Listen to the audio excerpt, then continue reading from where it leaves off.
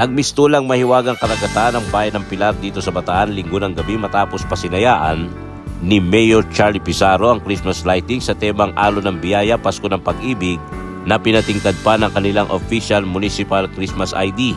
Katuwang din sa seremonya sina Vice Mayor Ces Garcia, SB members, mga barangay captains at municipal employees.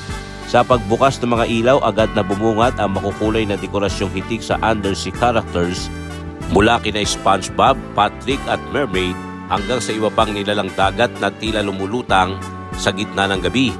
Umalingaw-ngaw ang hiyawan ng mga batang tila nasa bikini bottom habang namangha mga pamilya sa malapantasyang setup na kumukuti-kitap sa plaza na napuno ng mga bubbles na labis na ikinaaliw ng mga bata kasabay ng pagsabog sa kalangitan ng makukulay na fireworks display.